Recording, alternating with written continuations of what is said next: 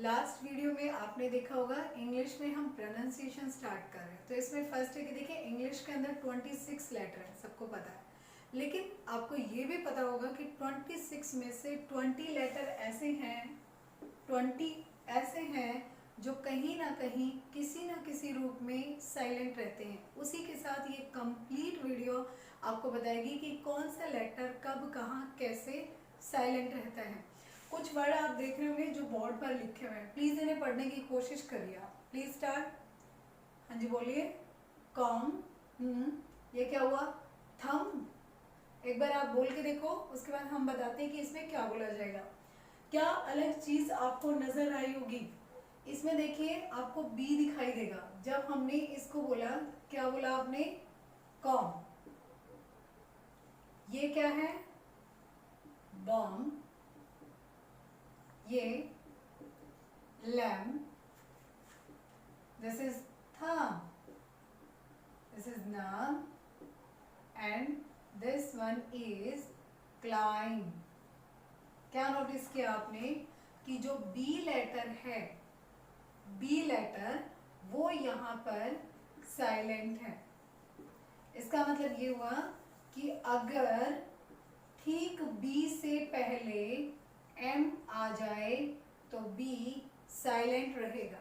ये कह सकते हैं एम के बाद बी हमेशा साइलेंट रहेगा, बोला नहीं जाएगा। फिर से बोलते हैं कॉम, बॉम, लैम, थम, नम, क्लाइंब। क्लाइंब ब की साउंड नहीं आनी चाहिए, climb. Let's start now some new word. अब देखिए इसमें first try to read it. First आप इसे पढ़ने की कोशिश कीजिए। बच्चे देख रहे हैं वीडियो तो आप प्लीज बच्चों से कहिए कि वो प्रोनाउंस करें। आपको क्या दिखाई दे रहा है? बच्चे मोस्टली गड़बड़ करते हैं इसको पढ़ने में। इसका है आचम। इसी तरह से देखिए कई बार होता है कि आप जिम गए होते हैं और दादी जी हिम कर रही होती है। क्या कर रही होती है? हिम। मतलब HYMN। ऑटम का मतलब क्या होता है, पहले इसको क्लियर करते हैं। देखिए इसे, ये है पतझड़ का मौसम, ठीक है। समर और विंटर के बीच का जो मौसम होता है उसे ऑटम कहते हैं। हिम, जैसे जिम बोला जाता है जिम, वैसे ही हिम बोला जाता है। इसका मतलब होता है वैदिक मंत्र उच्चारण, जैसे मंदिरों में होता है, चर्च में होता है, तो वो स्रोत पढ़ा जाता है, हिम कहा जाएगा। कॉलम, कॉल, इसको एन। ध्यान रखना इन सबके पीछे आपको एक कॉमन चीज जो नजर आ रही है वो है एन, ठीक है। जब हम इसे बोल रहे हैं तो बोलने में कहीं पर भी एन की साउंड आपको सुनाई नहीं देगी। कॉल्म।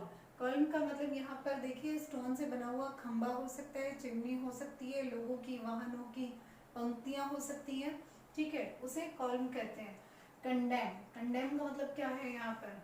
Condemn, condemn, CONDEMN। साइलेंट है क्या इसमें? बताइए। एन। जी हाँ, इन सभी वर्ड में एक चीज आपको नजर आई है कि जो एन है वो साइलेंट है। तो यहाँ पर एक पॉइंट हमारा जो साइलेंट लेटर का टॉपिक है वो क्लियर होता है कि एम के बाद अगर एन आता है तो वो नहीं बोला जाएगा, वो साइलेंट रहेगा। कंडेम का मतलब होता है किसी की तीव्र निंदा करना, ठीक है। डैम, यहाँ पर क्या है? ये वाला डैम नहीं है जो पानी का होता है। यहाँ पर देखिए लिखने के लिए एन लिखा जाएगा। डैम, डैम का मतलब यहाँ पर झुंझलाहट, गुस्सा प्रकट करना, झुंझलाहट आना, उसे डैम कहता है। सॉल्व, सॉल्व का मतलब यहाँ पर देखिए एन है वो साइलेंट है।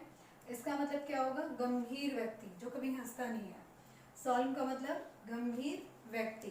तो अभी तक दो चीज हमारी क्लियर हो गई है कि कभी भी आप देखेंगे कि एम आ गया और एम के बाद आपको बी नजर आ रहा है या आपको एन नजर आ रहा है, तो इन दोनों में से कोई भी लेटर बोला नहीं जाएगा, प्रोनाउंस नहीं किया जाएगा। एम के बाद बी और एन हमेशा साइलेंट रहेंगे। सो आगे से जब भी आप कोई बुक रीड करें, स्टोरी रीड करें, तो इन चीज़ों का ध्यान रखेंगे। और आई होप कि आपको रीडिंग में अब कोई प्रॉब्लम नहीं आएगी, क्योंकि आप जानते हैं कि जहाँ कहीं भी एम नज़र आएगा उसके बाद अगर आपको बी दिखाई दे रहा है या एन दिखाई दे रहा है तो ये लेटर हमेशा क्या रहेंगे, साइलेंट ही रहेंगे। Next rule, point number 3 can say, ये वर्ड है, आप रीड करिए एक बार इसको। हा, का, वॉक, वेरी कॉमन, टॉक। देखिए कुछ वर्ड हमें बोलने आते हैं बहुत अच्छे से। क्यों आते हैं? क्योंकि हम डेली रूटीन में उनको सुनते हैं, दूसरों से हमने जो सुना है, बार बार रिपीटेशन होती है। लेकिन दिक्कत हमें उन शब्दों में आती है जब वर्ड हमने कभी सुने ही नहीं है, फर्स्ट टाइम हमने देखे हो तब दिक्कत आती है। अब इनमें कॉमन देखिए आप, यहाँ पर हाफ, काफ, वॉक, टॉक, स्टॉप। कॉमन क्या है इनमें? यहाँ पर था एफ, यहाँ पर भी एफ। ठीक एफ से पहले अगर एल आ जाता है तो एल साइलेंट रहेगा। नीचे 3 वर्ड जो आपको दिखाई दे रहे हैं, वॉक, टॉक, स्टॉप, इनमें एल लिखा हुआ है लेकिन इनकी साउंड नहीं है। ठीक बात क्या है कि एफ और के से पहले अगर एल आ जाए तो वो साइलेंट रहेगा, बोला नहीं जाएगा। साइलेंट लेटर एल ठीक एफ और के से पहले, जैसे हाफ में अफ से पहले एल, और यहाँ पर भी काफ में एफ से पहले एल, यहाँ पर के से पहले एल क्या है, साइलेंट है। ठीक है, इसी के साथ बढ़ते हैं नेक्स्ट पॉइंट की तरफ, पॉइंट नंबर 4। इसी के साथ पॉइंट नंबर 4 पे चलते हैं।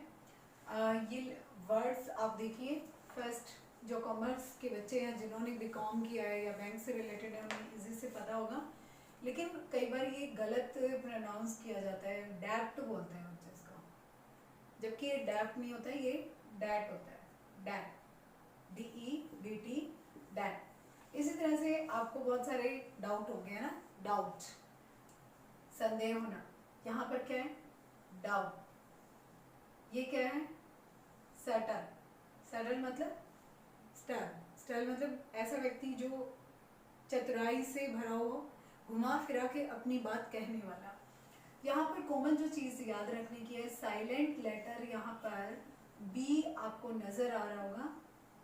इसका मतलब ये हुआ कि ठीक टी से पहले बी साइलेंट होता है।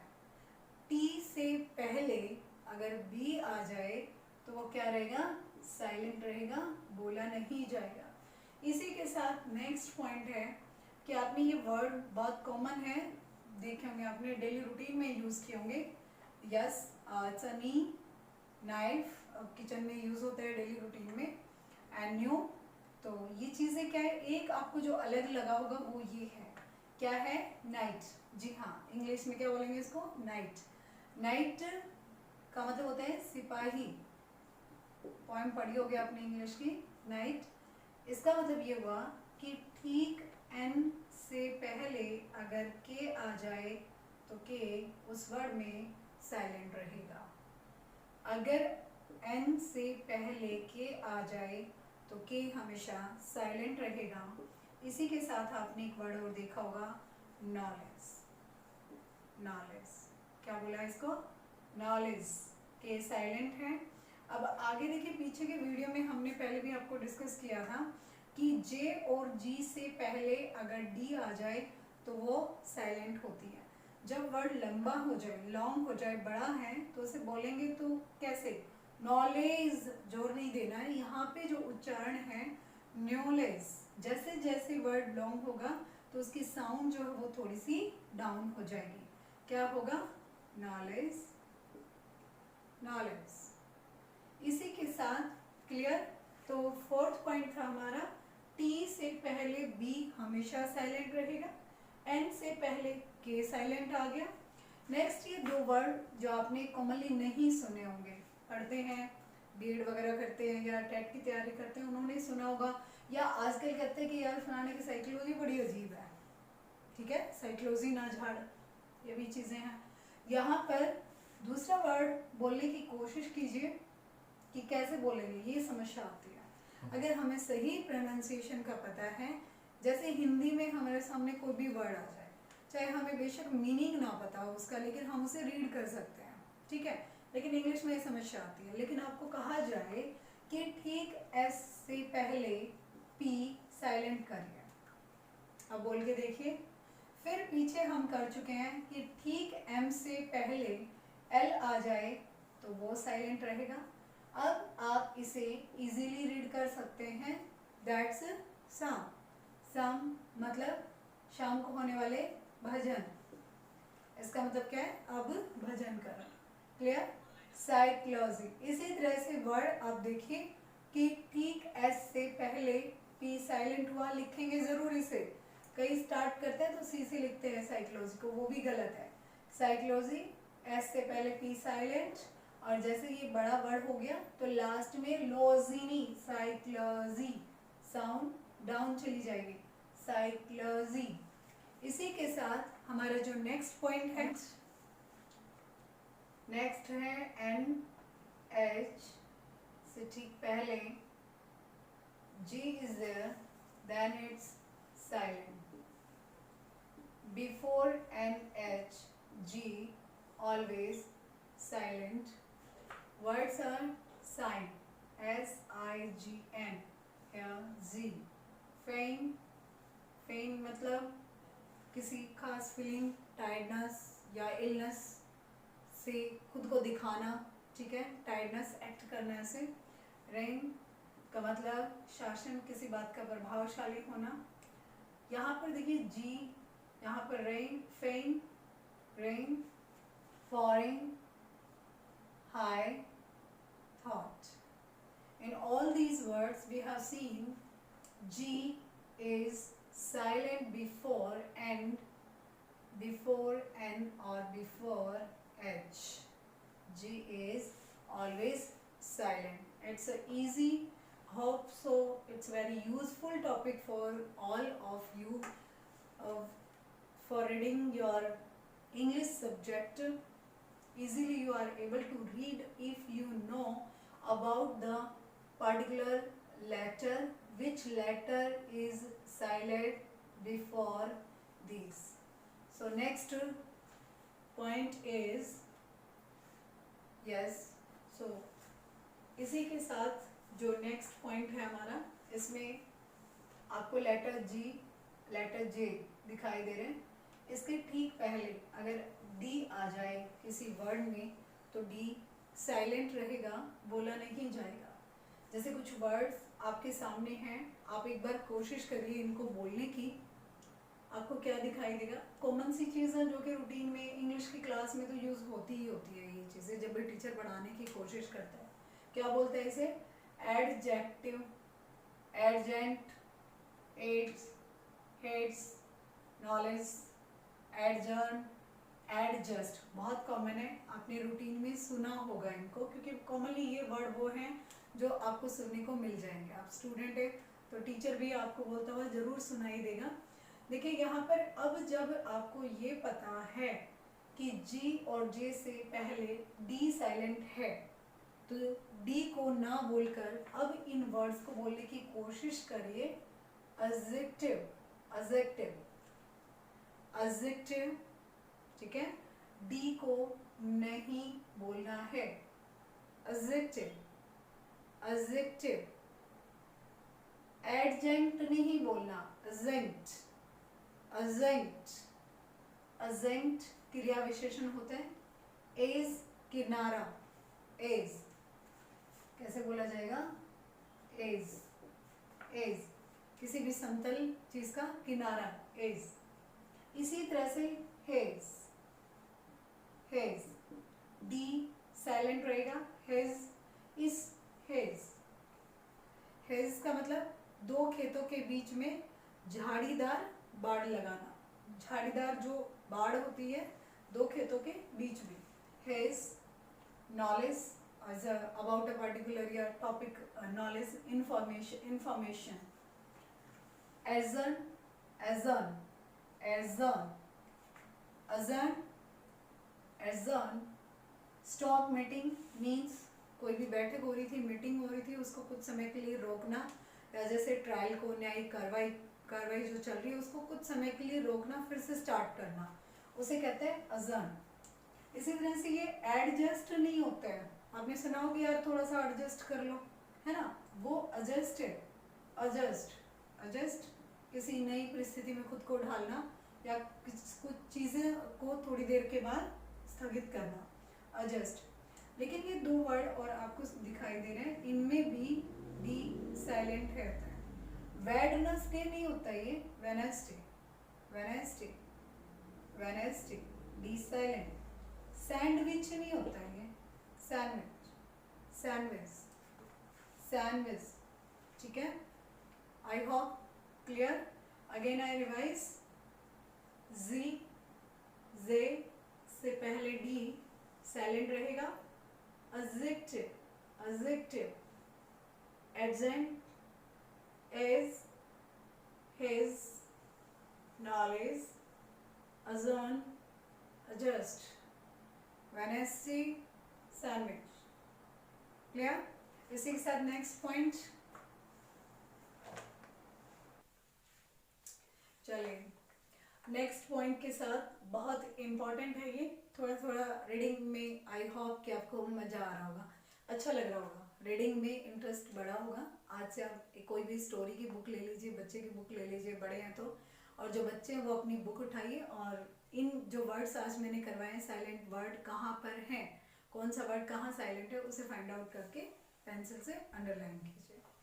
इसके साथ है, देखिए कोई भी वर्ड अगर उस वर्ड की एंडिंग ई से है तो यहाँ पर जो ई है वो साइलेंट तो रहेगा ही रहेगा, वो उस वर्ड के लास्ट जो वॉवल है उसका क्या करेगा, उसके साउंड को लॉन्ग कर देगा, लंबा कर देगा लास्ट वॉवल को। जैसे love, like, name, hate, fame, breath, ठीक है। Again I repeated, any word if you see E letter at the last of the word then E will be silent and क्या करेगा, जो लास्ट वॉवल होगा ठीक इससे पहले वाले वॉवल की जो साउंड है उसे लंबा कर देगा बोलने में, ठीक है। सो क्या करना है, अब आपको रीडिंग आ गई तो take a long breath, make your name for fame, love all and like, don't hate. next आप देखिए, किसी भी वर्ड के लास्ट में अगर आपको STL मिल जाए, ठीक है, किसी भी वर्ड के लास्ट में STL कहीं पर भी मिल रहा है, कॉम्बिनेशन है ये, ठीक है, कहीं भी है वर्ड के बीच में है, STL इज अ कॉम्बिनेशन, तीनों लेटर इकट्ठे हैं तो इनमें T जो है वो साइलेंट रहेगा और इनकी साउंड जो है वो सर, ठीक है। जैसे read this words, hustle, hustle मतलब भीड़ भाड़ वाले इलाके में धक्का मुक्की होना, इन नॉट ए मैच्योर, आप देख सकते हो जब भीड़ भाड़ धक्का मुक्की करके वहां से निकलना, इस तरह की जो हलचल होती है उसमें हसल। इसी तरह से हलचल, अफरा तफरी करना, हड़बड़ाहट मचाना, ये क्या है, बसर। कैसल सबको पता है, किला या दुर्ग, और शतरंज में हाथी को कहते हैं कैसल। इसी तरह से है जौसल, जौसल का मतलब क्या है, इसका तीनों का मतलब ये क्या होता है, भीड़ में धक्का मारना, किसी को धक्का मुक्की करके निकलना वहां से। हसल, बसर, जौसल, तीनों का लगभग सेम मीनिंग जाता है, भीड़ भाड़ वाले, अफरा तफरी, हलचल करना, धक्का मुक्की करना। कैसल का मतलब किला या दुर्ग, और चेस में हाथी। इसी के साथ अगर आपको ये वीडियो अच्छी लग रही है, आपको कुछ कॉन्फिडेंस आ रहा है कि लेटर कहाँ पर साइलेंट है, तो प्लीज़ कमेंट कीजिए, ज़्यादा से ज़्यादा लाइक कीजिए, ताकि इसके आगे जो रहते हैं कुछ पॉइंट्स, रूल्स, रेगुलेशंस, कहाँ पर कौन से वर्ड साइलेंट होते हैं, again I may, okay, thanks for lot of love.